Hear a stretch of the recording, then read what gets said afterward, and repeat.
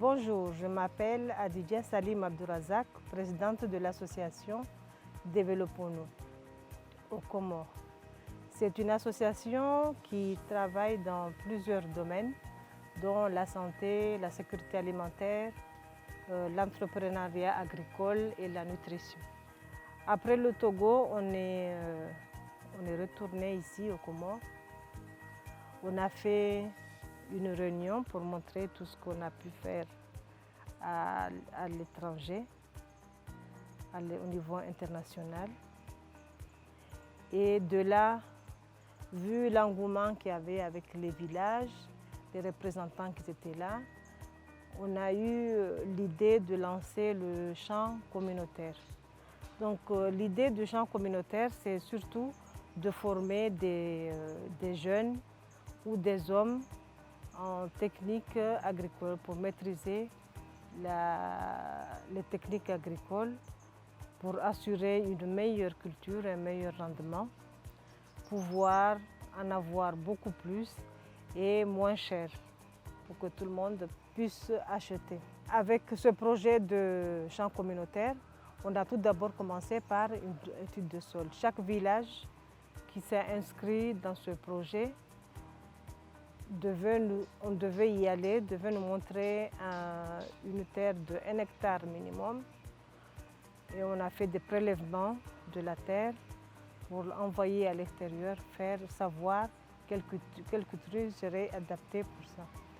Donc pour le moment, il y a quelques villages, il y a à peu près 50 villages qui l'ont fait, mais il y a un village qui travaille bien, c'est à Sigani, où ils ont planté plus d'1 hectare de patates douces. Et ça évolue très bien, on attend la récolte bientôt. Je pense que d'ici le mois d'avril, on aura déjà la récolte. On a eu l'idée aussi, dans les perspectives de l'association, de mettre en place un incubateur vert. Un incubateur qui aura comme rôle de former de l'idée à l'entreprise, d'aider à l'accélération des projets, mais dans le domaine bien précis de la chaîne de valeur agricole, de l'agriculture à la transformation, aux techniques de commercialisation également. Cet incubateur a eu une collaboration du ministère de l'Agriculture ici aux Comores. On a signé une collaboration avec eux pour essayer de travailler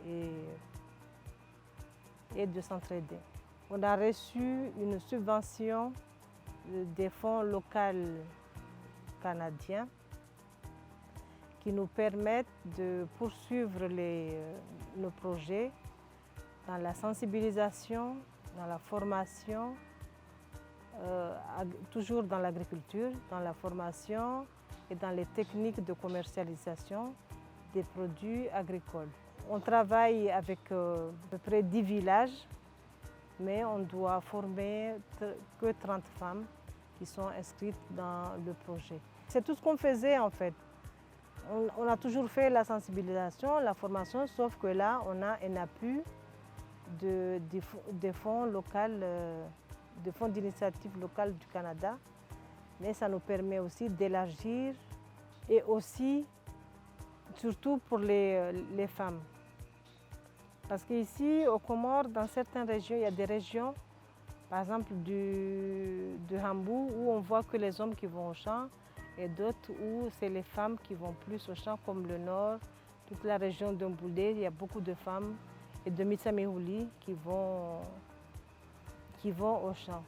Et ces femmes-là, maintenant, on va les accompagner dans leur technique, parce qu'il y en a beaucoup qui font. Ici, l'agriculture, c'est comme une transmission. Et pourtant, dans le monde entier, maintenant, c'est une science qui évolue. Il y a beaucoup d'évolution, non seulement dans les techniques, mais aussi dans les semences et dans la transformation. Donc maintenant, on va pouvoir accompagner ces femmes avec la subvention du Canada pour essayer d'accélérer leur travail. Avec tout ce travail aussi, avec les constats qu'on a eus, on a vu que depuis le cyclone Kenneth, on a eu pas mal de cocotiers qui sont tombés, qui n'ont pas été renouvelés. Il y a aussi la vie qui est chère, mais on se plaint toujours, mais on ne se pose pas de questions de la vie de ces agriculteurs, de comment ils font pour arroser sans citerne, pour prendre des chemins qui sont très très durs pour y accéder et aussi pour ramener leurs produits dans les villages.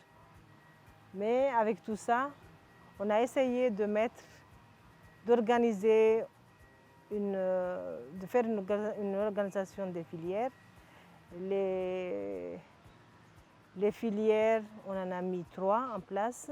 On a mis la filière de l'ail, la filière de coco, avec des cocotiers nains et hybrides qu'on a ramenés du Togo.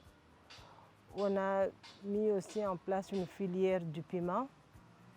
On a planté du piment parce que le piment, c'est aussi un ingrédient indispensable chez nous, dans notre gastronomie, mais il est aussi très cher. C'est pour essayer de cultiver plus et pouvoir aussi en quantité et baisser le prix et en avoir pour la transformation.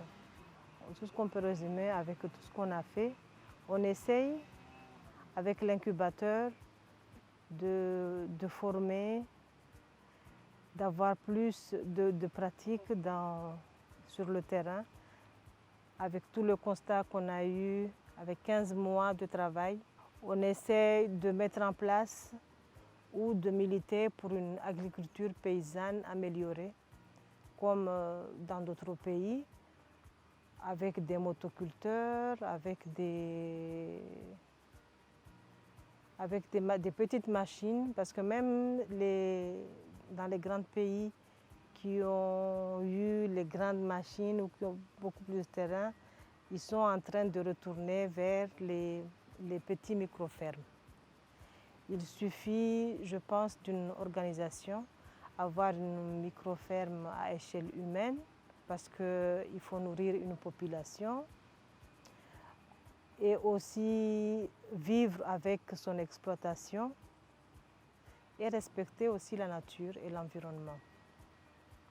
C'est tout ce qu'on essaye de militer et de mettre en place au commun. De ce fait, je conseillerais aux jeunes de s'y intéresser. Je sais que c'est très dur et c'est très compliqué, c'est très complexe de se dire qu'on va au champ parce qu'il y a des endroits où il faut ramener un bidon de 5 litres, de 10 litres le matin pour aller faire l'arrosage, retourner chercher encore de l'eau pour ramener aussi là-bas, transporter dans des routes qui ne sont pas faciles. S'ils n'ont pas de citerne, ils n'ont pas les semences qu'il faut, il y a beaucoup de soucis.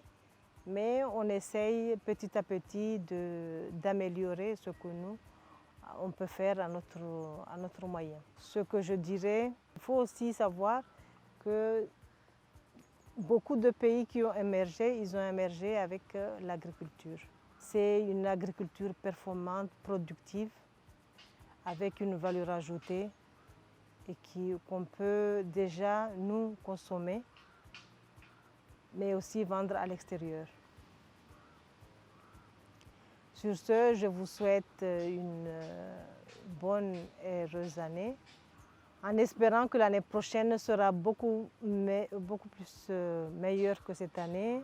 Cette année, on a fait un diagnostic, on s'est battu, mais j'espère qu'à partir de l'année prochaine, on pourra y avoir des résultats avec des actions toujours concrètes et des résultats concrets, Inch'Allah.